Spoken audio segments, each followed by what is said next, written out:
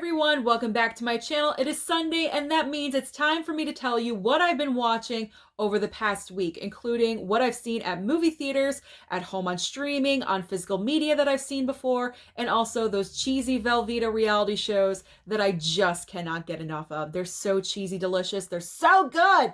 So let's start with movie theaters. What did I go to the movies to see this week? Well, being the huge Scream franchise fan that I am, I had to go and see Scream 2022. Now, when I give you my thoughts, and I'm going to be very quick about this, I do not want to spoil anything for you because I do know some of you cannot go and see this film because your movie theaters are locked down, and also it is fresh. It's still an opening weekend, so I don't want to do that to you. So I'm just going to drop my quick thoughts in, out, and we'll be done.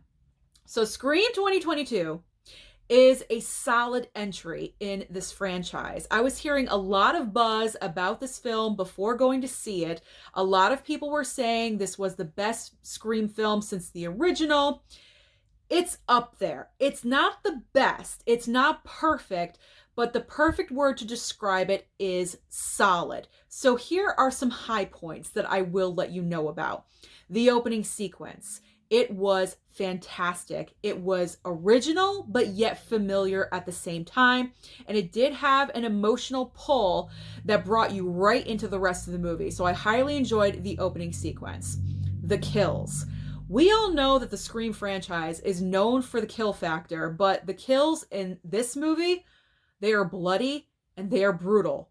They are bloody and gory, which is fantastic because that's exactly what we want to see. These kills in this movie let you know that this Ghostface is on a completely different level. There are shocks and surprises throughout this entire movie, which is great because we don't want to be bored throughout the entire film. So there are shocks and surprises, and also a lot of Easter eggs because we know Wes Craven unfortunately passed away and we lost him, and he was the director of the prior 4 Scream movies. So there are wonderful dedication moments for him in the entire movie, but also a lot of Easter egg callbacks to the prior Scream movies and also horror movies in general. So those are always wonderful to see. Now, our legacy trio. I almost said Dale. Gale, Dewey. That's a great combo name, though. Gale, Dewey, and of course Sydney, our legacy trio. They are all back in this film. However, I will warn you of this. They are not throughout the entire movie. So if you go to this film thinking that they're going to be in it 100%, you will be a little bit disappointed.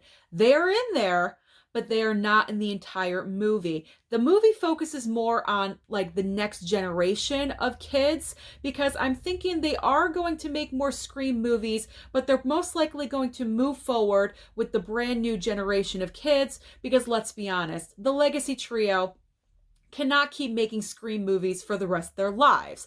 They are getting older, so we do have to retire them at some point. So I feel like Scream 2022 is a transition movie. We are getting out of the legacy trio. We're moving the storyline on to the next generation. So overall, did I enjoy Scream 2022? Yes, indeed I did. I already pre-ordered my steelbook off of bestbuy.com. So if you are a fan of this movie and franchise as well, I would definitely go online and pre-order that steelbook. I enjoyed the movie. I look forward to going to the theater again to see it because, let's be honest, I love Scream. I have to see it a second time. Okay, let's move on to streaming services. I watched The Eyes of Tammy Faye. Now, I'm sure this is going to be shocking for some of you because in last week's Weekend Watch video, I was talking about Jessica Chastain and how she was box office poison.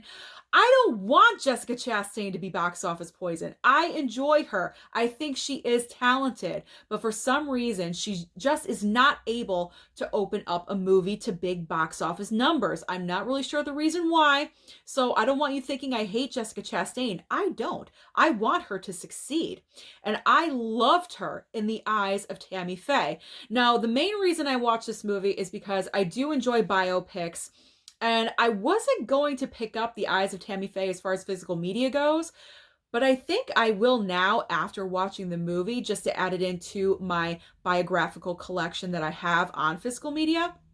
I'm probably going to wait until it goes on sale, maybe $7.99, $8.99, less than $10, and I will pick it up. Jessica Chastain gives the performance of a lifetime in this movie. Tammy Faye Baker is a very weird, eccentric person to play. And when I first heard that Jessica Chastain was going to take this part on, I wasn't sure if she was going to be able to pull it off. And she absolutely does. The Minnesota accent that she has to use, the singing, the dancing, the chemistry that she has with Andrew Garfield, it is there. They're playing off each other very, very well. And I'm not really sure why this movie didn't do that well in theaters. I knew it wasn't going to be a big, huge blockbuster, but I figure at least some people would go and watch it. Maybe because it is highly on the religious side, because let's be honest, that's who, Jim Baker and Tammy Faye were. They were all about religion and all about the church. So maybe that was kind of a turnoff for people. I'm not sure. I'm not the biggest religious person, but I gave this movie a chance and I enjoyed it for what it was. And I highly enjoyed Jessica Chastain's performance as Tammy Faye. So I do recommend that you see this film because she pulls off an amazing performance. And I am rooting for her for award season. I really, really am. If anyone deserves to beat Nicole Kidman, it is Jessica Chastain. I'm really, really rooting for her. So if you have not seen The Eyes of Tammy Faye, you can watch it on HBO Max. It is available right now. The other movie I watched on streaming was Eternals on Disney Plus. Mama Blu-ray and I, we watched this together. Dad was kind of there, in and out. He wasn't really 100% hooked in. So I did watch Eternals in movie theaters, and I was not the biggest fan. I didn't love it, and I didn't hate it. I was somewhere in between on it, only because there was so much going on in the movie, I was a little confused. Well, watching it at home on Disney Plus with the closed captioning really helped me with this movie. And I feel like that might be the problem where a lot of people felt the same way, where it was difficult to understand. There was a lot going on. So I encourage you guys to give Eternals another chance at home where you can watch it with the closed captioning. Maybe that will help you out, because I kind of felt the same way with Black Widow when I first saw it. I wasn't 100% on board. But then after watching it a few more times again and again, because I did pay for it on Disney Plus, I figured I'd watch it more, I began to appreciate it more, and I ended up loving the movie. So from watching Eternals in theaters to watching it at home, I enjoyed it a lot more. So all of you out there that did not enjoy it in theaters, give it a second chance on Disney Plus if you do have the service, because you might be able to change your minds about it. I'm not saying all of you will, but some of you might. So let's go to what I've been watching at home on physical media. And really, there's only one title this week that I have seen over and over. I've seen this movie so many times, but I wanted to experience it on 4K, and that is Misery.